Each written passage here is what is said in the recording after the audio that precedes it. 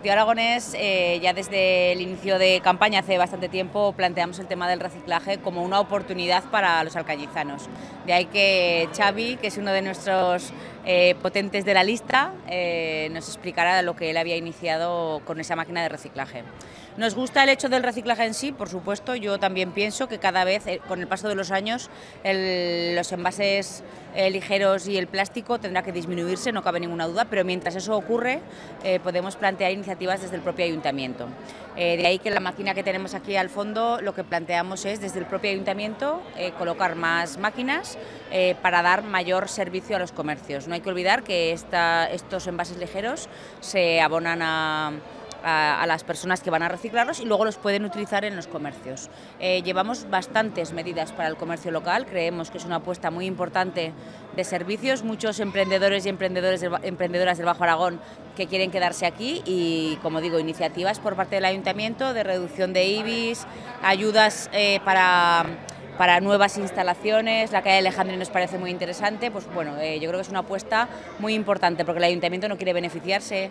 Anualmente recibimos 80.000 euros del reciclaje y entendemos que eso tiene que revertir todo siempre en la ciudad de Alcañiz. De esta manera, desde luego, reciclaremos más y tendremos una calle más limpio.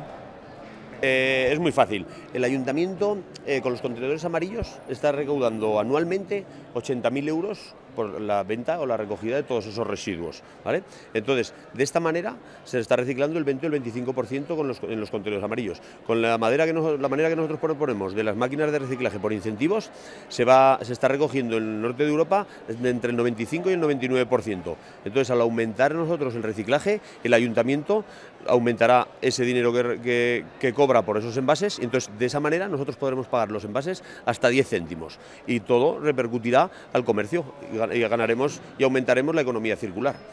Sí, a ver, igual que podrás canjear esos tickets en el comercio, igual podrás ese mismo dinero donarlo en las asociaciones sin ánimo de lucro de Alcañiz, no habrá ningún problema. El dinero que se repercuta en esas máquinas podrá repercutir tanto en el comercio como en las asociaciones sin ánimo de lucro. Podrás apoyarlo para lo que tú quieras. Asociaciones sin ánimo de lucro, por ejemplo, como la Asociación contra el Cáncer.